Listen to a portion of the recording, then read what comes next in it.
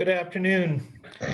While we wait for everyone to join us, I want to introduce myself, the panelists, and the National Volunteer Fire Council, as well as outline how today's events will unfold.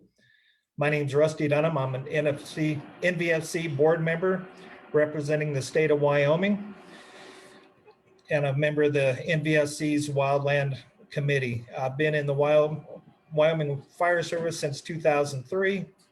And I'm currently a member of Laramie County Fire District number 2 in Cheyenne, Wyoming, where I'm active both on structure and wildland.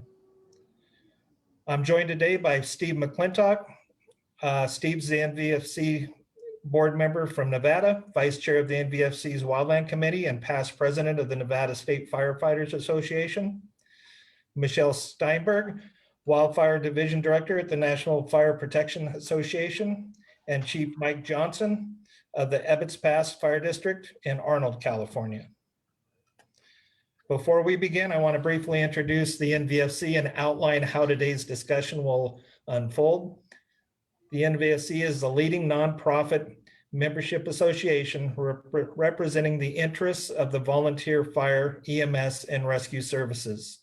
Their mission is to provide a unified voice for volunteer fire and EMS organizations. They provide resources, training, advocacy, and programs to help the volunteer emergency services thrive. You can learn more about the Nvsc and what they do at www.nvsc.org. If you're not a member, I want to encourage you to join. It costs just $18 a year and comes with a variety of benefits, such as accidental death and dismemberment policy, free training in the Nvsc virtual classroom, access to volunteer voices, member community, and much, much more. You can learn more at www.nvsc.org/join. I also wanted to highlight the Wildland Fire Assessment Program, a joint effort between the Nvsc and the U.S. Forest Service. The Wildland Fire Assessment Program, or WFAP, provides volunteer firefighters and non-operational personnel, such as fire corps members, with training on how to properly conduct safety assessments for homes located in the wildland-urban interface. This is the first program targeted to volunteers that specifically prepares them to evaluate a home and provide residents with recommendations to protect their property from the impact of wildfires in order to make their community more fire adaptive. Through this program, the Nvsc offers in-person and online training, a WFAP work toolkit, assessment tools, supplemental resources, and more. Learn more about this program and access free training and resources at www.nvsc.org/WFAP. Each year, the National Fire Protection Association hosts Wildfire Community Preparedness Day on the first Saturday in May, which this year is May 1st. This event is typically a time for departments to conduct activities to support wildfire mitigation initiatives and raise community awareness on how residents can prepare wildfires for wildfire season and reduce risks. However, with the pandemic making in-person events more difficult, how can your department engage with your community on this important day while still ensuring the health and safety of your members and the public? Additionally, what are some activities that the departments and the public can participate in on May 1st to prepare for the wildland season? We'll also answer questions that you, the audience, might have. If you do have any questions, please write them in the comment section below, and we'll do our best to get to as many questions as we have time for. So let's get started. So Michelle, we all know that wildfire season is getting longer and more severe each year, making mitigation efforts more critical for communities in the wildland-urban interface. Can you briefly introduce Wildfire Community Preparedness Day and discuss this year's theme? Rusty, I'm happy to. Thank you so much. And I don't know if somebody mentioned background, so I am pretending to be in the lobby of our beautiful Quincy, Massachusetts headquarters here at NFPA. That is a Quincy, about 100-year-old or earlier pumper truck when used to have people running those engines and not combustion engines. So that's a nice artifact we have right in our lobby. And you can see it's autumn behind me. So just a nice background for us today. Wildfire Community Preparedness Day is now in its 8th year. It evolved out of conversations that at that time we had had with some young people and their families in some wildfire prone areas about what they wanted to know about wildfire, how they wanted to learn about it, and how they wanted to get involved in community safety. So an idea of a day of service was something that really resonated.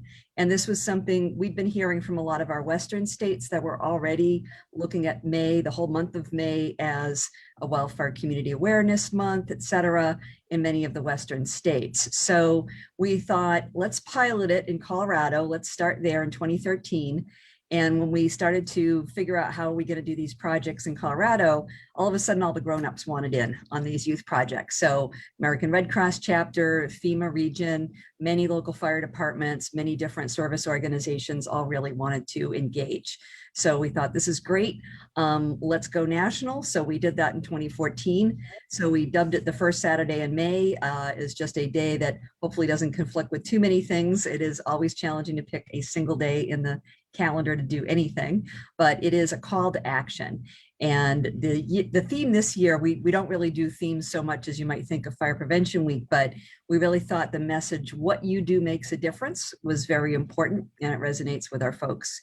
Having this campaign be just a single day makes it easy in terms of an entry-level activity for people that may never have done projects like this, the home level or the community level. And for the people who are already engaged in our Firewise USA program, which is about 1,800 communities around the US and 43 states, they're required to do at least one community event each year. And they love this particular opportunity. It works for a lot of them to organize projects on or around that first Saturday in May if it works for them. And those projects can range from a cleanup of things like combustible debris around a single home to working across a neighborhood, or having an event where a municipality or a county helps pick up the brush and debris from the roadside. Some communities choose to do some post-fire recovery work, things to prevent mud flows or erosions or replanting in burned areas. And certainly many of our local fire departments get engaged and have a great opportunity on that day to engage with the public. All right, thank you, Michelle. How's the pandemic affected the NFPA's approach to the Wildfire Community Preparedness Day? It's hard to think how we did it before, right? So interesting timing last year. And since the beginning of this 8 years ago, the campaigns had a really generous co-sponsor with State Farm Insurance. So they provide NFPA with funding that we use to give $500 project awards for up to 150 applicants to support their projects out in the field. And so we typically advertise that in January. We close the competition in February. We announce winners in March, and we mail the checks in April, so they have money to do their project in May. And we did that last year, and we announced the winners in all these states. And right about the same time, all these states started locking down and quarantining. And we said, okay, we've got a message that says, get together with all your closest neighbors and friends and hug each other and sing Kumbaya. And we can't do that this year. What are we going to do? So we contacted State Farm, because it's their money, and said, we want to tell people to do projects if they can around their home. And we want to tell people, hang on to this money until it's safe for you to do a project. Is that okay? And they said, absolutely, that's okay. This is unprecedented. We need to think differently. So we pivoted. We were able to send out the funds. People got super creative. I think some people probably did save the money for later to do different things, but we saw social media events. We saw virtual meetups and educational events. We saw socially distanced outdoor events when people were able to do that, some in May and some later in the year.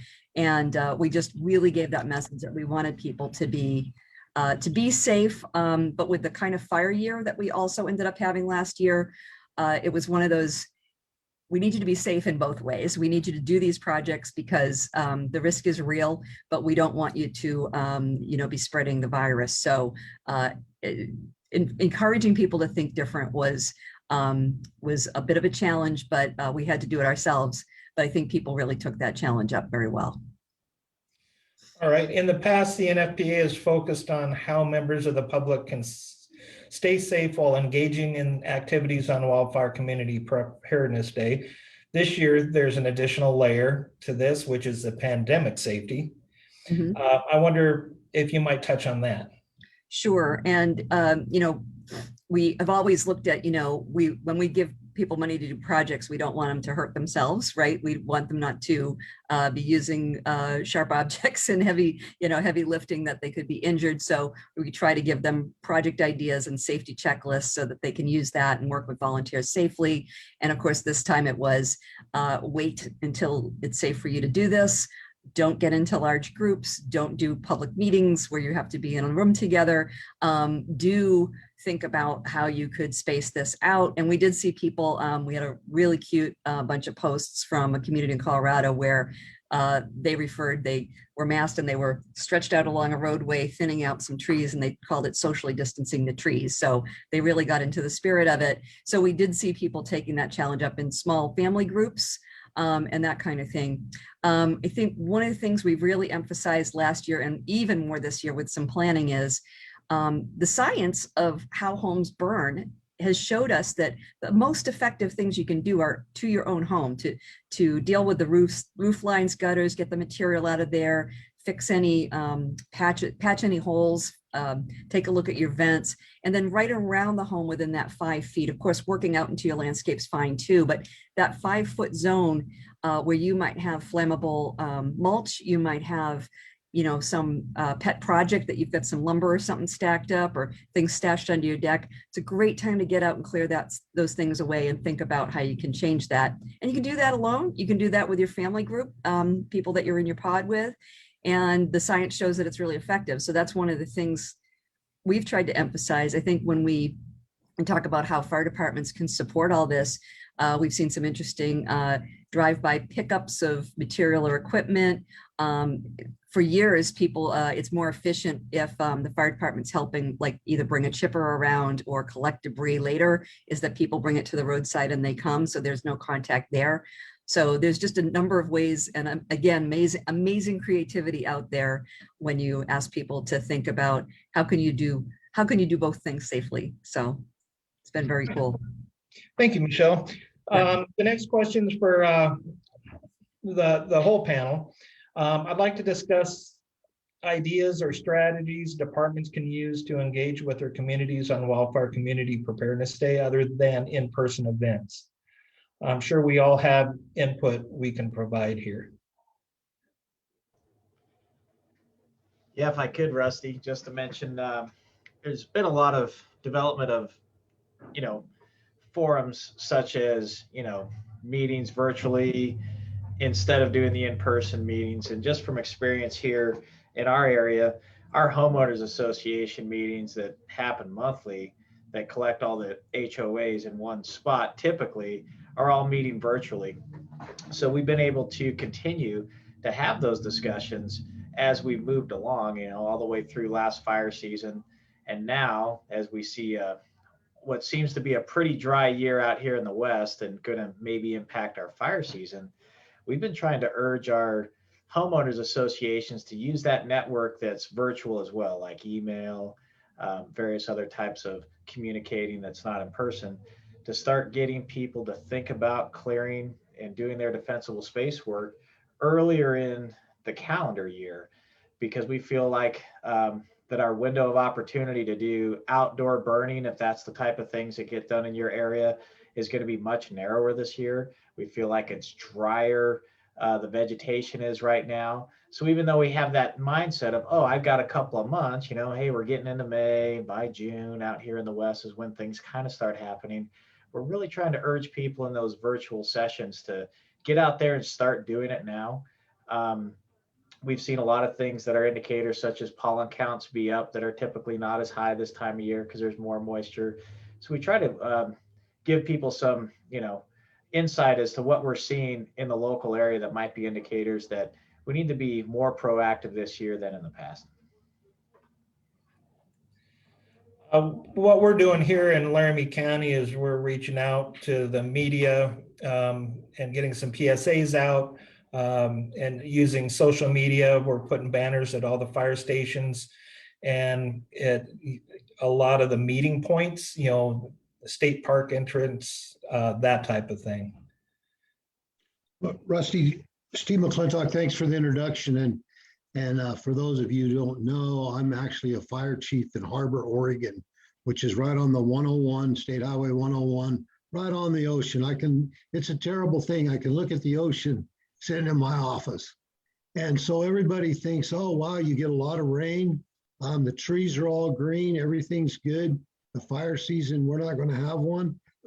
That's completely the opposite of what people should be thinking.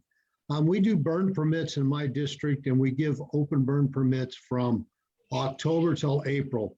We do have messages on there that they can't have a fire bigger than 4 foot by 4 foot. They have to start it by dawn, and they can't add any more fuel to it after 4 o'clock in the afternoon. And there's a number they have to call our dispatch office, let them know they're burning.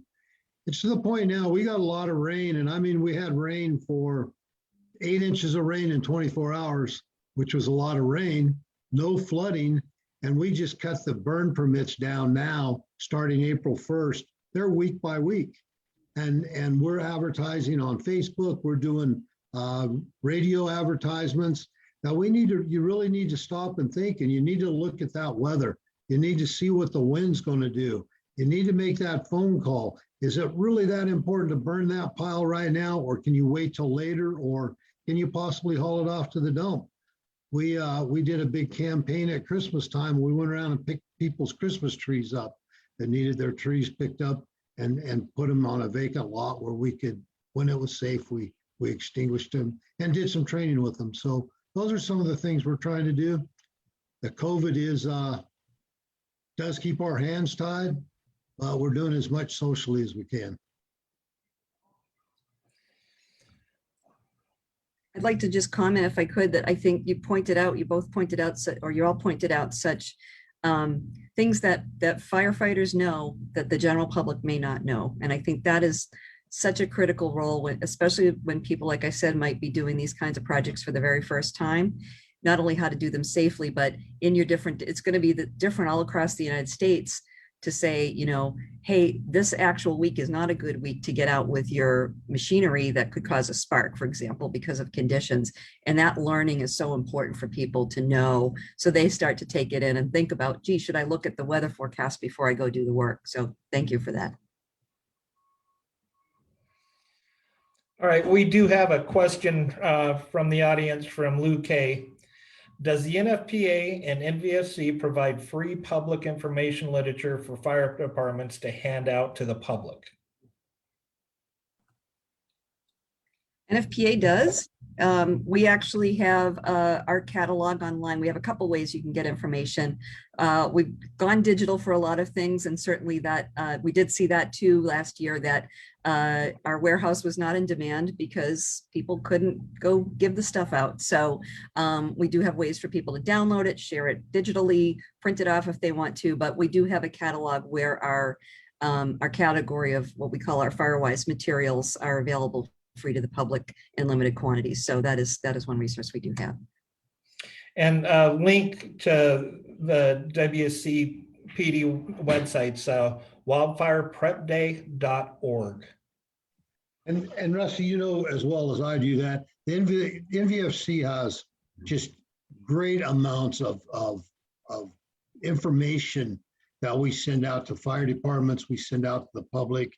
If they get on the nvfc.org website and go through and put in what they're looking for, it's most likely we're going to have some sort of material for them to have and for them to read. It's like the WFAP program, which we'll go over later, but that's just a spectacular, another one of the tools in our mini toolboxes that we can have with the NFPA, with FireWise, all the other organizations that are put together. So it's just another tool. And man, the way the way the internet is anymore, you can get more stuff off the internet than you can imagine. Yeah, and then on that wildfire prep day, or community prep day, but wildfireprepday.org, you can actually insert your department's name, address. If you're doing some meetings, you can put the times in there and then print them out. So they've got some tools in there that the local fire departments can work with. All right, going to my second question for the panel.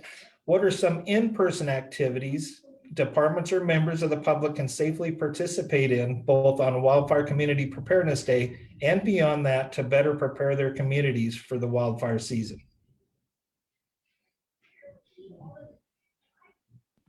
I'm thinking that there again, we have the COVID, so we have to keep the group small. We have to keep it usually one household is what they're saying. It depends on what county you're in, depends on what state you're in, what the rules are. I know I'm in Arizona right now getting ready for wildland fires, and the restrictions here are different than the restrictions were in Nevada, and they're different than the restrictions are in Arizona and California. But I think if you just start cleaning your lots and cleaning up around your house and talking to your neighbor, and maybe if your neighbor sees your yard nice and clean and weed free, and that they might look at theirs and say, wow, I better do mine too. The main thing I think is the issue is though, is wildland to keep your house safe. It's a year-round project. You shouldn't just do it, whoop, it's getting warm, we better get it done. It should be something that you should keep clear year-round. So if that moment, we don't know anymore, we don't have a fire season anymore. We have a fire year, we all know that. So we never know when it's going to start, when it's going to be there.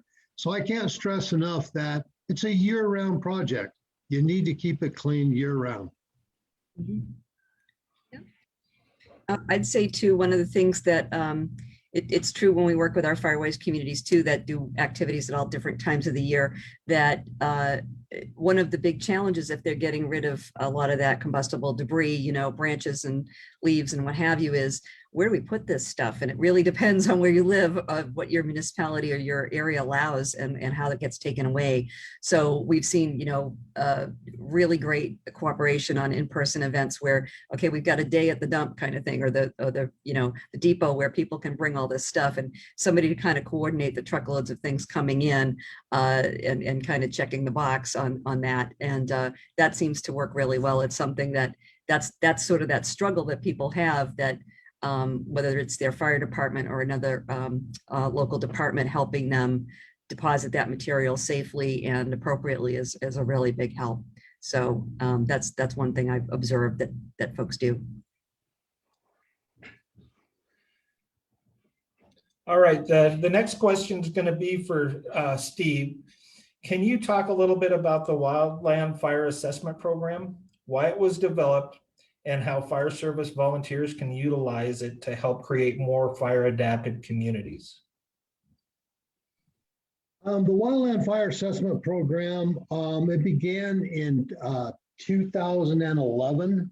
The first year or so, it was more research and development, and we brought in a lot of information from a lot of different ideas from different people. We're grouped in with the United States Forest Service. As of to date, we've hosted over 30 in-person classes. And so what we do with this program is, if you get on the Nvsc website, you can either do it online, you can take the course online, or if you schedule for us to come out and give the class, then we can do a 1-day 4-hour class, and then the next day spend all day long going to people's homes and looking at the assessments and actually doing some fuels reduction and showing people how to do it. Everybody thinks that it's for firemen, but the WFAP program is to teach people that are not firemen how they can go around and do home assessments on your home, start with your home, and then help your neighbors. Does that answer your question, Rusty? Yes, thank you very much. Yeah, Rusty, just to add to that, we've been very fortunate to have received that program here locally. And I wanted to tell you that the demographic of the people who attended, like Chief McClintock was saying, had no fire background, right? They had a community interest to help better their, neighborhood. They were just active in volunteerism. Fortunately, a lot of them had the time to take the class and go and help their neighborhood.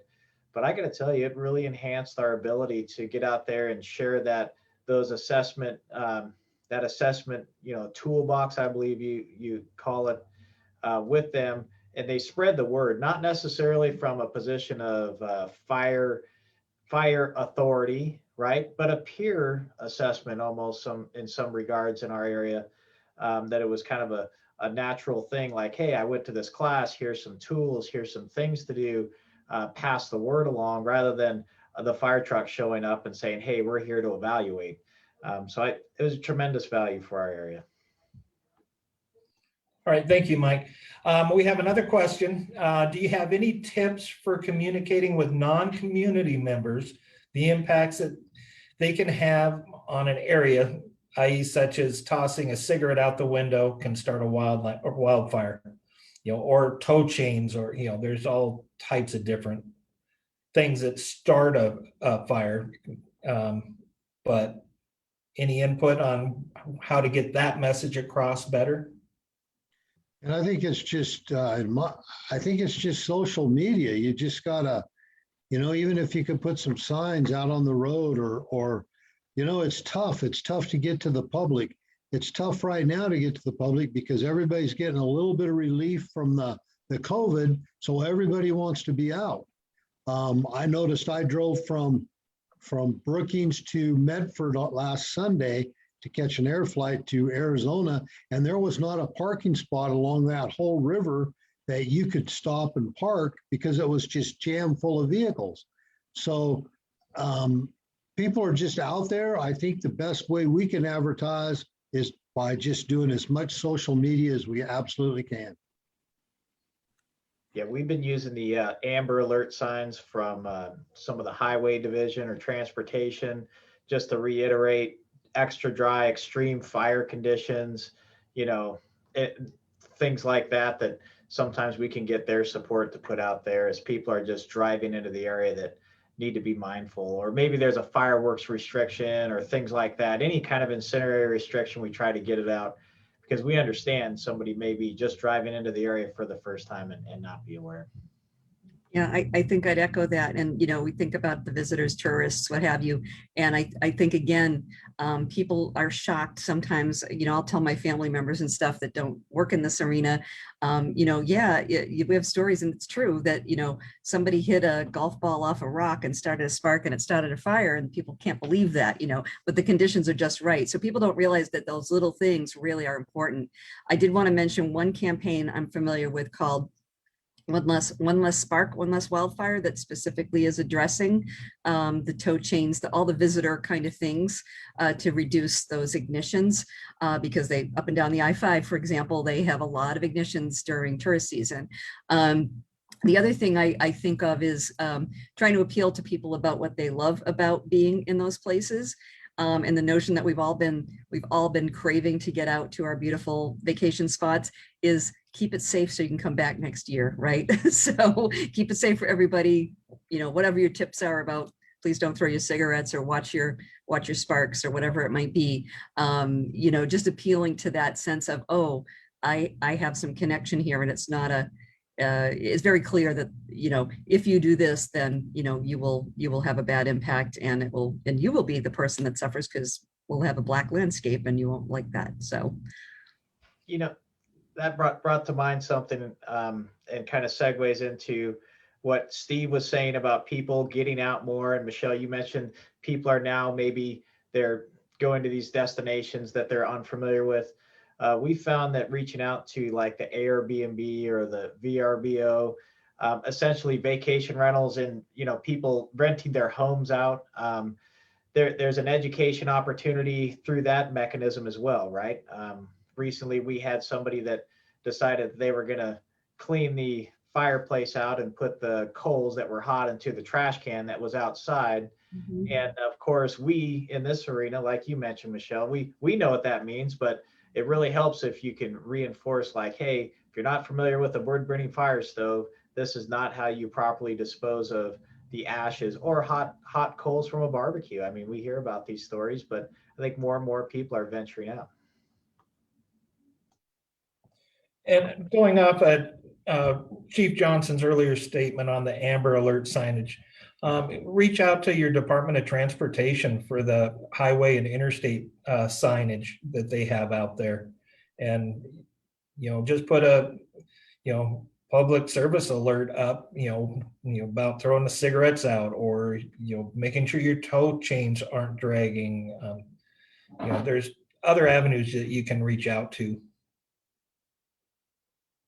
So my next questions for Mike and Steve. As some of you might know, clearing unimproved lots and standard improved lots, defensible space, are important components of wildfire prevention, as well as something departments can highlight on Wildfire Community Preparedness Day. Chief Johnson, would you mind saying a few words about this? And then Steve, I know probably you have some input as well. Yeah, I definitely have a passion for this particular item because our agency has an ordinance that identifies the importance of doing hazardous fuel mitigations on unimproved lots. And really, that's just kind of the company line of saying unimproved lots are very, very important to us as, firefighters and suppressing fires that come through our community, right? So in probably our area is no different than most. There's a lot of unimproved lots that are intermixed with improved lots. I understand that the dynamics are very different through the states, where we have a lot of like half and quarter acre lots, and then there's an unimproved lot that essentially doesn't have any kind of mitigation requirements for it. So we talk a lot about defensible space around our homes. We got all these programs, but sometimes we're intermixed with unimproved lots that are essentially unregulated. And what happens, or what we see, is we have very, very dense fuel loading in between people who do a great job at defensible space around their homes and structures, with unimproved lots that are intermixed that could be very dense and very difficult to suppress fire in. So as an agency here at Ebbets Pass Fire District, we have put into a fire ordinance that's here locally that helps us, and we regulate the unimproved lots to reduce those fuels. And on the smaller ones, we can go pole to pole on the property line. On larger privately owned areas, such as maybe even timber harvesting companies, we can ask them to clear 100 feet back, even along the perimeter of the property line, to help increase our effectiveness as firefighters to suppress fires if it comes through the area. So if there's any questions on that doesn't happen today, we're more than willing to share those types of languages, maybe that could help a program like that start up or get underway.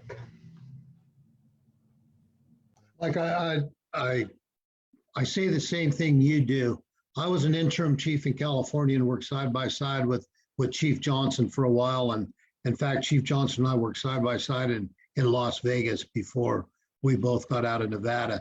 And we have the same issue. And the issue is there's no law. There's nobody.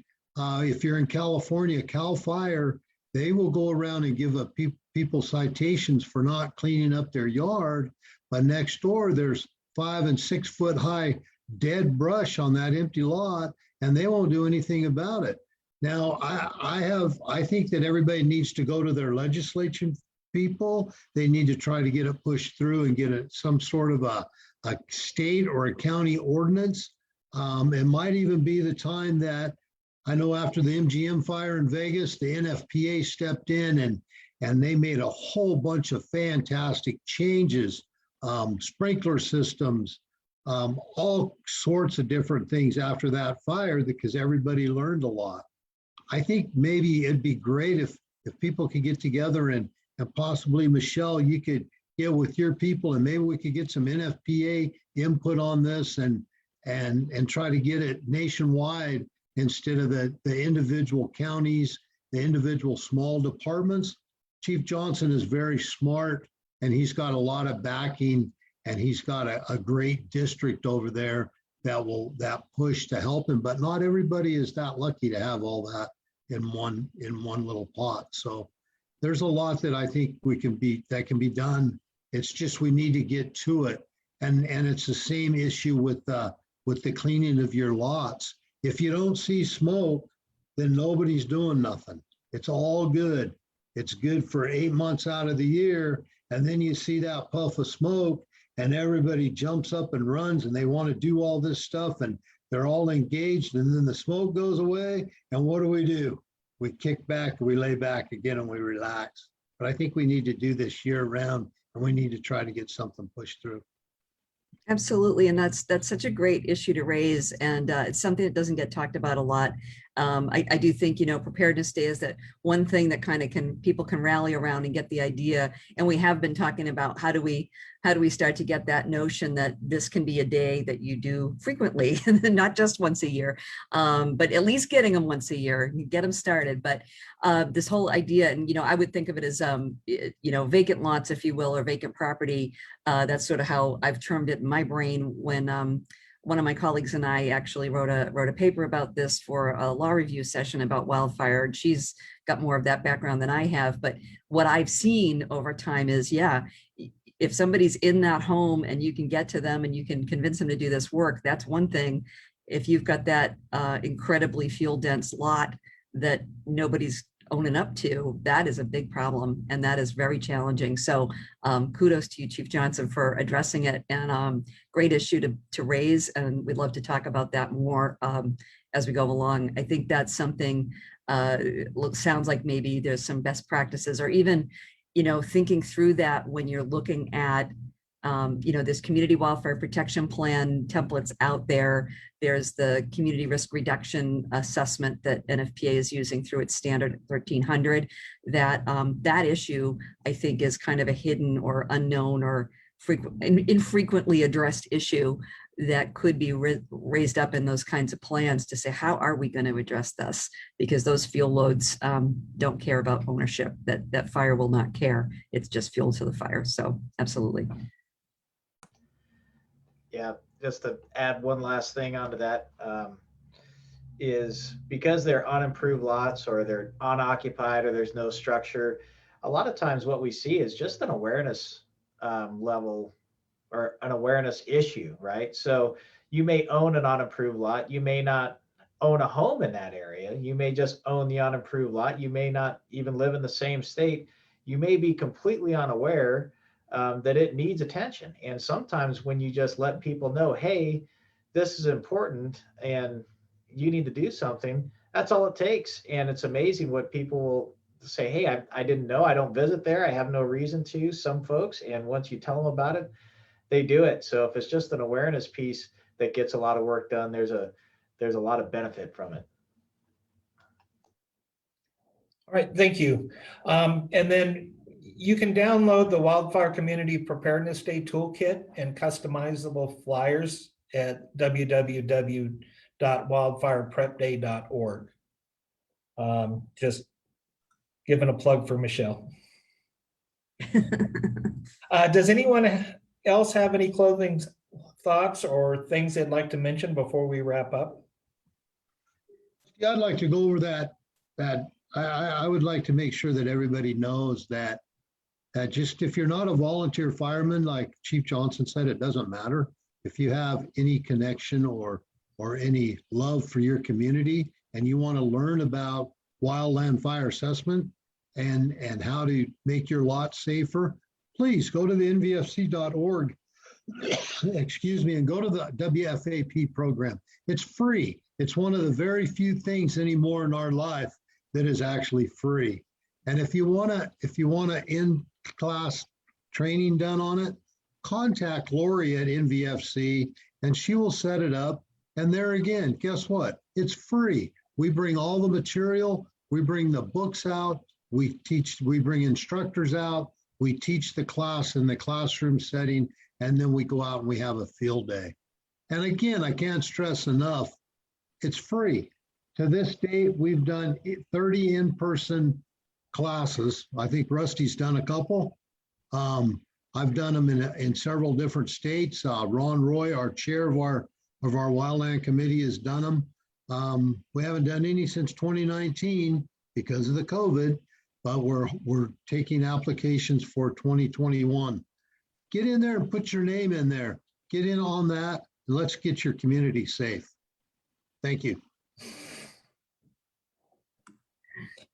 This And is a then- great opportunity, and I think you've plugged me very well in the program very well, Rusty. So I really, really appreciate the opportunity to speak to folks today. So that's all I have, and thank you.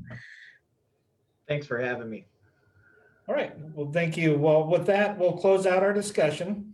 I want to thank our panelists, Steve McClintock, Michelle Steinberg, and Chief Mike Johnson for their time and for providing us with their insight and expertise.